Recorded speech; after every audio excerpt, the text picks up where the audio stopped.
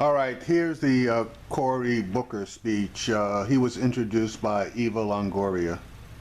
Night one from Philadelphia continues with Eva Longoria, who is introducing Senator Cory Booker of New Jersey. Yeah, as an aside note, Tony Parker is a goddamn idiot. She was only Young and the Restless at one point. You are free to mention whatever you wish in a free and open democratic society, the roots of which are in Philadelphia, Pennsylvania. Nicely done.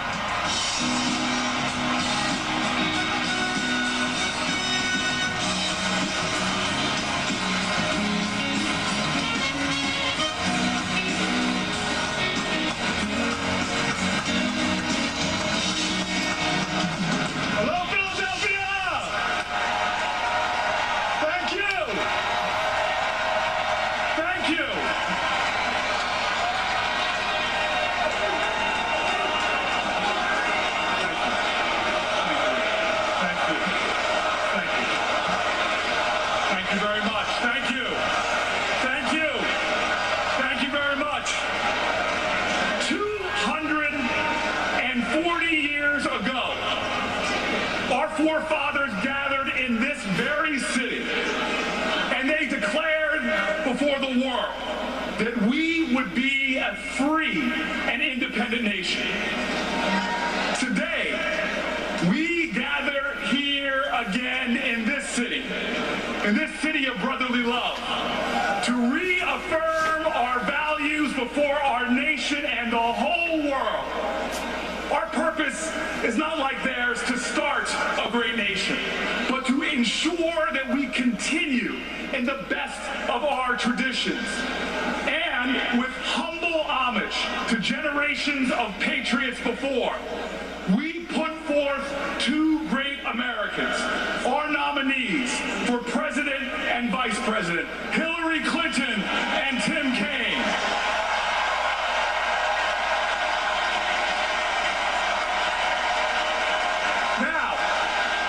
Looking back to our history, our founding fathers put forth founding documents that were indeed genius. But our founding documents weren't genius because they were perfect. They were saddled with the imperfections and even the bigotry of the past. Native Americans were referred to as savages. Black Americans were fractions of human beings. And women were not mentioned at all. But those facts and ugly parts of our history don't distract from our nation's greatness. In fact, I believe we are an even greater nation, not because we started perfect, but because every generation has successfully labored to make us a more perfect union. Generations of heroic Americans have made our nation more inclusive, more expansive, and more just. Our nation wasn't founded because we all look alike, or prayed alike, or descended from the same family tree. But our founders, in their genius, in this, the oldest constitutional democracy on the planet Earth, they put forth the idea that all are created equal, that we have inalienable rights. And I'm so proud that it was upon this faithful foundation that we built a great nation. And today, no matter who you are, rich or poor, Asian or white, man or woman, gay or straight, any religion or none at all, you are entitled to the full rights and responsibilities of citizenship. In this city, our founders put forth a Declaration of Independence, but let me tell you, they also made a historic Declaration of Interdependence. They knew that if this country was to survive and thrive, we had to make an unusual and extraordinary commitment to each other. Look, I respect and value the ideals of individuals individualism and self-reliance. But rugged individualism didn't defeat the British. It didn't get us to the moon. It didn't build our nation's highways. Rugged individualism didn't map the human genome. We did that together.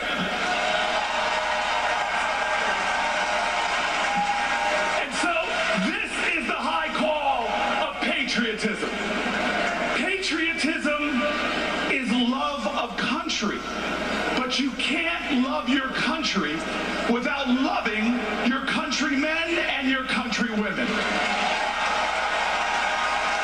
Now, we don't always have to agree, but we must be there for each other. We must empower each other. We must find the common ground, and we must build bridges across our differences to pursue the common good. Let me tell you, we cannot devolve into a nation where our highest aspirations are that we just tolerate each other. We are not called to be a nation of tolerance. We are called to be a nation of love.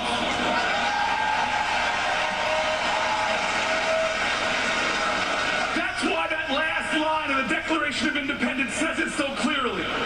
It says that we must, to make this nation work, we must mutually pledge to each other our lives and our fortunes and our sacred honor. Tolerance is the wrong way. Tolerance says, I'm just going to stomach your right to be different. That if you disappear from the face of the earth, I'm no better or worse off. But love knows that every American has worth and value, that no matter what their background, no matter what their race or religion or sexual orientation, love recognizes that we need each other, that we as a nation are better together, that when we are divided, we are weak, we decline, yet when we are united, we are strong. When we are indivisible, we are invincible.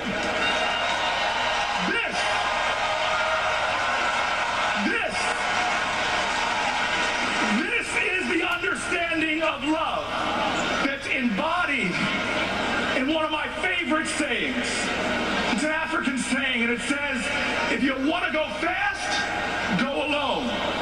But if you want to go far, go together. This is the reason why I am so motivated in this election. Because I believe this election is a referendum on who best embodies the leadership we need to go far together. Donald Trump is not that leader. We've watched him try to get laughs at other people's expense, try to incite fear at a time we need to inspire courage, try to rise in the polls by dragging our national conversation into the gutter. We've watched him cruelly mock a journalist's disability.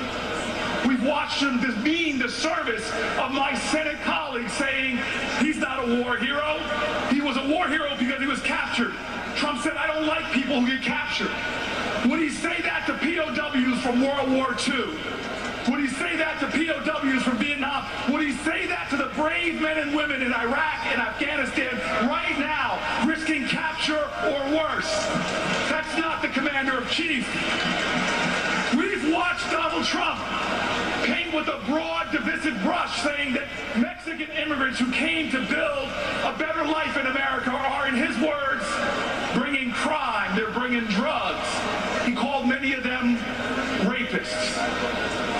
He said that an Indiana-born federal judge can't be trusted to do his job because of his Mexican ancestry, a statement that his fellow Republicans have described as racist. We've watched Donald Trump. Our children, our daughters, our nieces and grandkids have watched Donald Trump and heard him calling women degrading and demeaning names. Dog, fat pig, disgusting animal. It is a twisted hypocrisy when he treats other women in a manner he would never, ever accept from another man speaking about his daughters or his wife.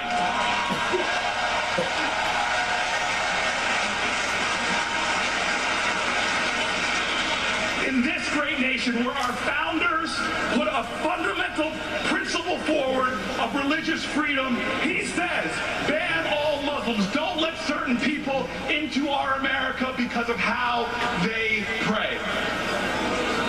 Now, I take particular interest in the fact that Trump says he would run our country like he's run his businesses. Well, I'm from Jersey.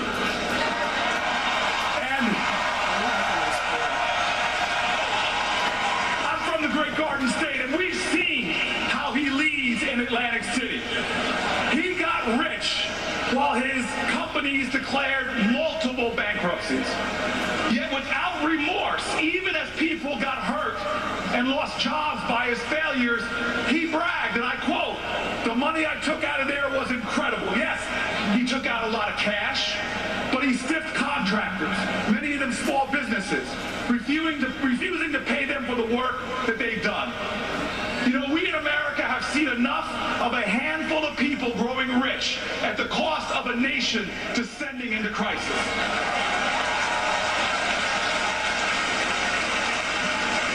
America, at our best, we stand up to bullies, and we fight those who seek to demean and degrade other Americans. In times of crisis, we don't abandon our values, we double down on them. Even amidst the crisis of the Civil War, Lincoln stood up and called out to all of our country, saying, "With malice towards none and charity towards all." This is our history. This is a history that I was taught. My parents never wanted my brother and I to get too heady. Gratitude was our gravity. So they never stopped reminding my brother and I that our blessings sprang from countless ordinary Americans who showed extraordinary acts of kindness, decency, and love. People who struggled and sweat and bled for our rights. People who paid the ultimate price for the freedoms we all enjoy. I was told that we can't pay those Americans back for their colossal acts of service, but we have an obligation to pay it forward to others through our service and our sacrifice.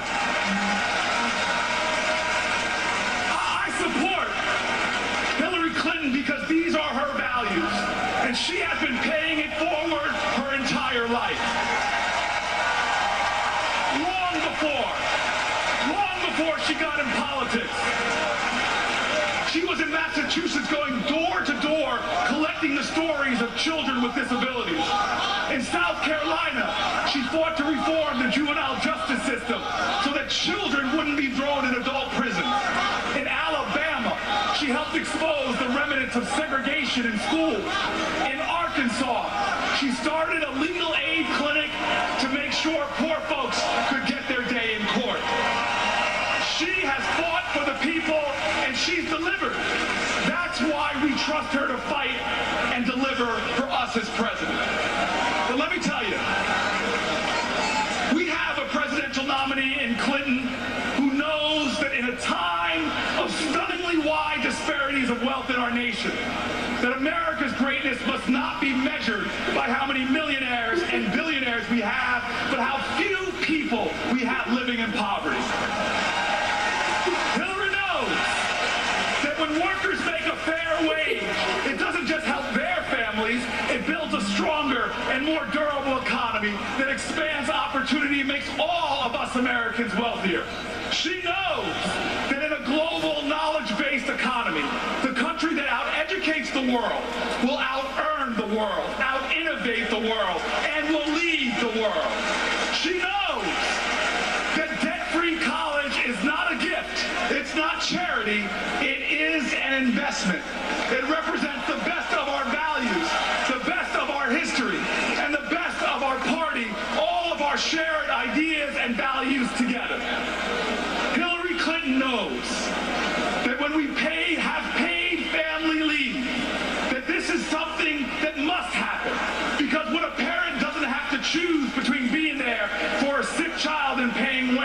or when a single mom earns an equal wage for equal work, it empowers the most important building block in all of our nation, and that is the family. Hillary Clinton knows that security doesn't come from scapegoating other people because of their religion, alienating our allies, stoking fear, and pointing fingers. It comes when we band together to face down and defeat our common enemy. And she knows something that I fight for every day, that our criminal justice system desperately needs reform, that we need to bring back fairness to a system that still, as Professor Brian Stevenson says, treats you better if you are rich and guilty than poor and innocent. And she knows that we can be a nation that both believes police officers deserve more respect, they deserve more support, more cooperation and love, and believes that a black 20-something-year-old protester deserves to be valued, deserves to be heard, that they should be listened to with more courageous empathy, and that change is needed in the system. And Hillary Clinton knows what Donald Trump betrays time and time again in this campaign, that we are not a zero-sum nation. It is not you or me. It is not one America against another American. It is you and I, together, interdependent, interconnected, with one single interwoven destiny. When we respect each other, when we stand up for each other, when we work together against our challenges, against our neighbor's challenges, be it a neighbor with a beautiful special needs child or one struggling with the ugly disease of addiction.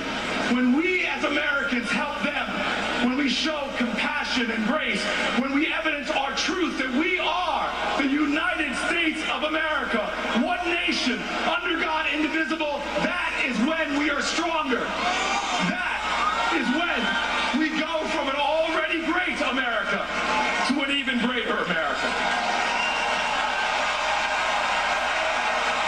Now let me tell you right now, when Trump spews insulting and demeaning words about our fellow Americans, I think of that poem by Maya Angelou.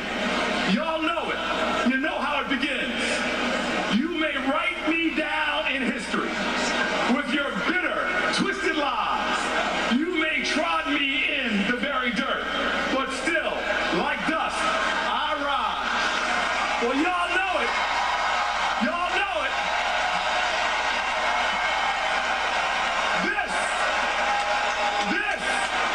This captures our American history. 240 years ago, an English king said he would crush our rebellion. But Americans from around our nation joined the fight. From Bunker Hill to the Battle of Trenton, they stood, and so many fell, giving their lives in support of our daring declaration that America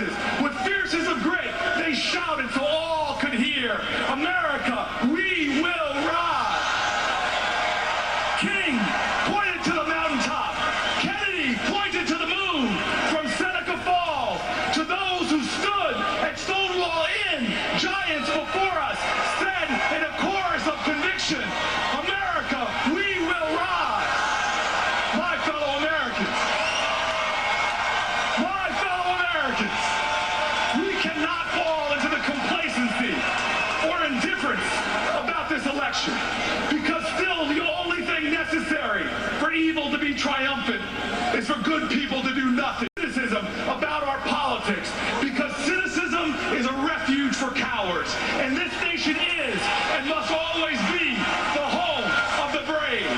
We are the United States of America. We will not falter or fall. We will not retreat or surrender. Our values, we will not surrender. Our ideas, we will not surrender the moral high ground.